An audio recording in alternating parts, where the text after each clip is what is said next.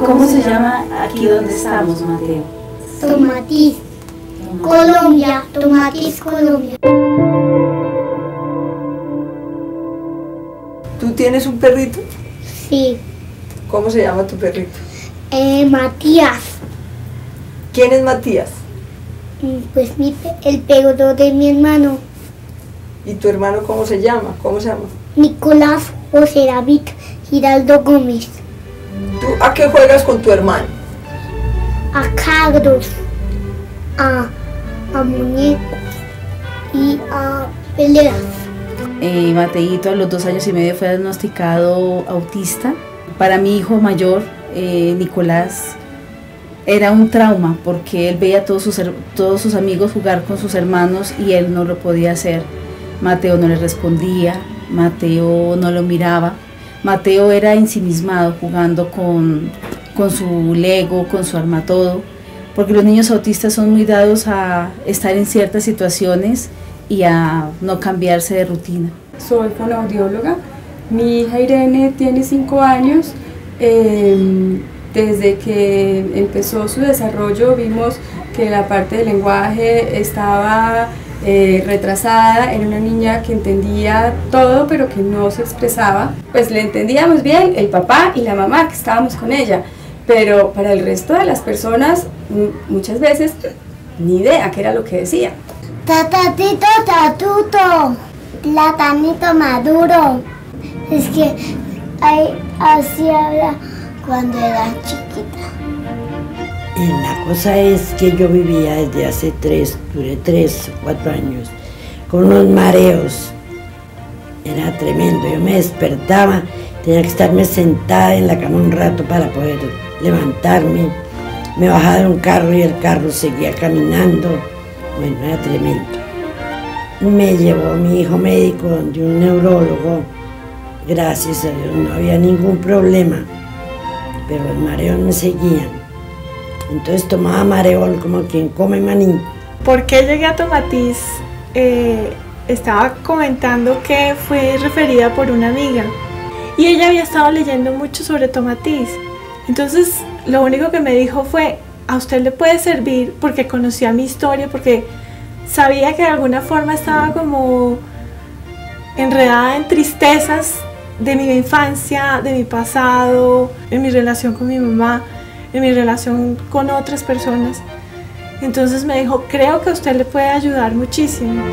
Yo tengo una empresa de eventos y activaciones de marca y fue como el centro para haber llegado aquí a Tomatís. Debido a todo el estrés que maneja uno en el día a día en este tipo de empresa, vine y ya me dije: listo, arranco el lunes, vamos a ver qué pasa. Un poco incrédulo, más cuando vi que en medio de ese estrés era tan solo venir y dormir 2 horas. Entonces para mí era como un recreo espectacular, que en el fondo decía: no sé si esto servirá para algo o no.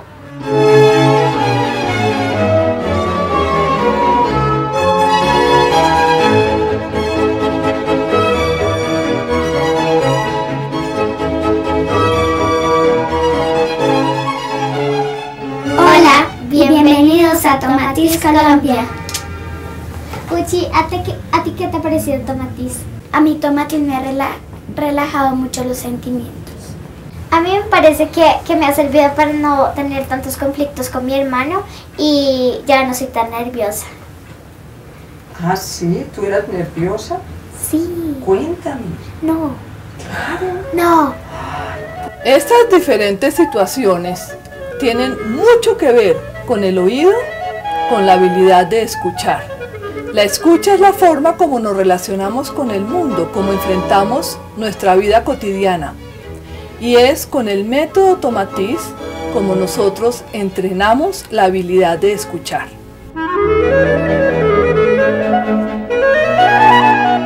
El método Tomatís recibe el nombre de su creador, el Dr. Alfred Tomatís, nacido en Niza el 1 de enero de 1920. Después de un nacimiento muy difícil, Alfred Tomatís crece para convertirse en un famoso científico y médico especialista en audición y lenguaje. Su padre era un famoso cantante de la ópera en París, de modo que él desde muy niño se familiariza con el mundo de la música. Esa pasión por la música y su conocimiento médico de la voz, la laringe y la audición le permiten un profundo conocimiento acerca de la escucha, el canto y la comunicación. Esto le permitió establecer una relación entre la audición y la fonación, es decir, entre el oído y la voz.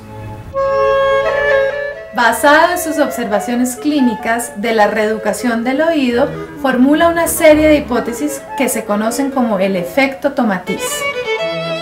La voz contiene únicamente lo que el oído escucha.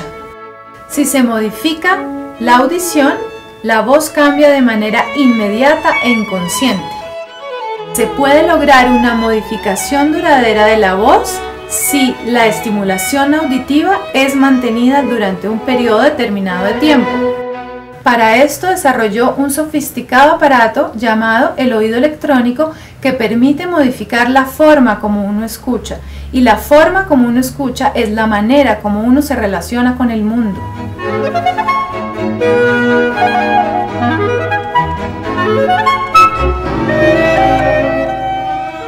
Mi hija Irene sufrió muchos procesos de otitis y muchos procesos alérgicos, entonces era como si ese oído definitivamente no estuviera trabajando bien, no que no oyera, sino que no discriminaba bien, y a ella seguramente las palabras y los sonidos muchas veces le sonaba lo mismo casa que taza. Llegamos a Tomatis y lo que hacíamos era que la fonoaudióloga siempre estaba en contacto con la coordinadora de Tomatis. Entonces le decía, por ejemplo, estábamos trabajando, digamos, el fonema K. Entonces aquí se hacía un refuerzo en esas frecuencias y en esos sonidos. Entonces así el trabajo se hacía de manera paralela y los resultados empezaron a verse muy rápidamente. El embarazo de mi mamá no fue un buen embarazo. La situación en ese momento era una situación muy difícil para ella, y ella estaba de alguna forma sola, estaba asustada, y creo que sí, siempre quiso tenerme, pero fue muy complicado para ella todo. Entonces, creo que durante toda mi vida arrastré muchas cosas que me hicieron mucho daño con respecto a eso, y a mi infancia, que también fue muy complicada. Y fue complicada porque estábamos las dos solas. Mi papá no nos apoyó. Entonces, por eso fue que vine acá. Vine básicamente a mejorar mi relación con el mundo. El objetivo del método Tomatis consiste en desarrollar habilidades de escucha y por lo tanto de comunicación. Aunque parezca increíble, el oído le da al ser humano el 95% de la información sensorial que una persona recibe. La anatomía y fisiología del oído son muy complejas. Para comprender el método Tomatis y el impacto tan grande que tiene sobre el cuerpo humano, miremos cómo funciona el oído. Oír y escuchar es diferente. Oímos todo el tiempo. Por ejemplo, cuando oímos que una persona nos habla, pero no le estamos prestando atención. Oímos incluso cuando estamos dormidos o cuando no queremos oír. Escuchar significa centrar la atención, implica la motivación hacia el sonido. En el momento en que decidimos escuchar a quien habla, o la música, o lo que sea, nos centramos, movilizamos todo nuestro cuerpo y nuestro sistema nervioso cambia, entablando una dinámica activa entre cuerpo y mente. El oído ejerce una influencia tremenda sobre el sistema nervioso. De hecho, es el primer sistema sensorial en cobrar funcionamiento. Aparece durante los primeros días luego de la concepción, y para el 5º mes de gestación el oído interno ya es un órgano totalmente desarrollado, listo para procesar información. Esto explica por qué los bebés pueden escuchar mientras aún se encuentran dentro del vientre materno. El oído externo está compuesto del pabellón de la oreja, del conducto auditivo externo y la membrana timpánica o tímpano. El oído medio está compuesto del martillo, el yunque y el estribo. Y el oído interno está compuesto por el sistema vestibular y el coclear. Las ondas sonoras viajan y llegan al oído externo hasta tocar la membrana timpánica o tímpano.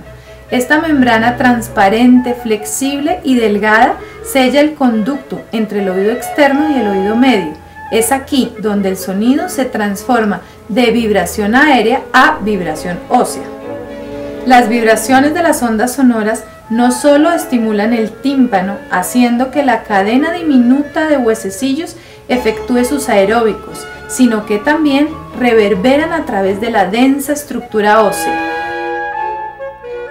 El oído medio está compuesto del martillo, el yunque y el estribo. Cuando esta diminuta cadena ósea es puesta en movimiento, las vibraciones llegan al oído interno a través de la ventana oval e ingresan a un medio líquido. El oído interno está compuesto del vestíbulo y la cóclea. El vestíbulo maneja el equilibrio del cuerpo y nos proporciona la percepción espacial y temporal, así como la imagen de nuestro cuerpo. Por otro lado, la cóclea permite el análisis de ritmos y frecuencias.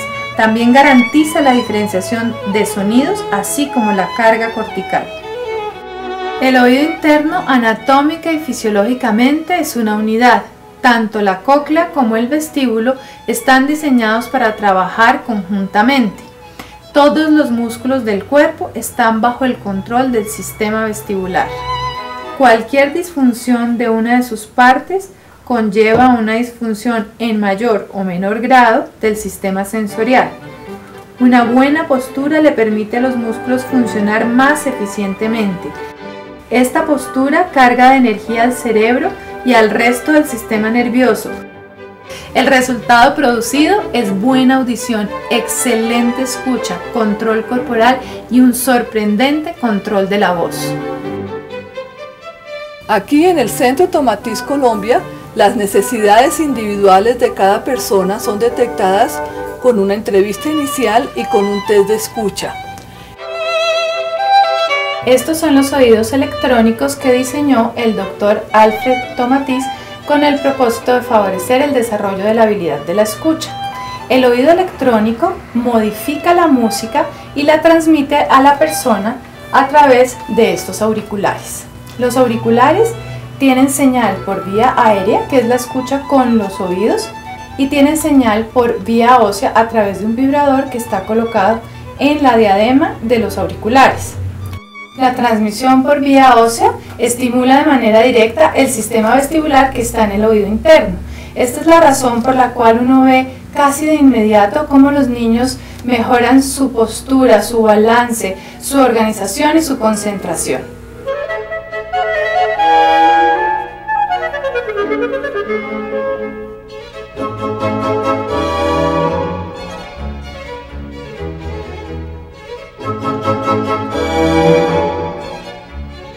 En la estimulación sonora con el método Tomatiz utilizamos música de Mozart y cantos gregorianos, pero también la voz de la mamá filtrada, tal como la escuchaba el bebé en el útero. Esta se utiliza en procesos emocionales con niños y algunas veces con adultos, tal como se hizo en el caso de Clara Eugenia. Lo importante de su lectura, sí creo que fue volverme de alguna manera a generar el lazo que en ese momento se había roto o que estaba como con obturaciones de alguna forma. Entonces puedo decir que volví a ser su hija en sana paz. Con Tomatiz hemos logrado que Mateo controlara esfínteres, que Mateo perdiera muchos temores, que interactúe más con el medio, que ya Mateo estuvo en un colegio regular. Él ya está asistiendo con demás niños.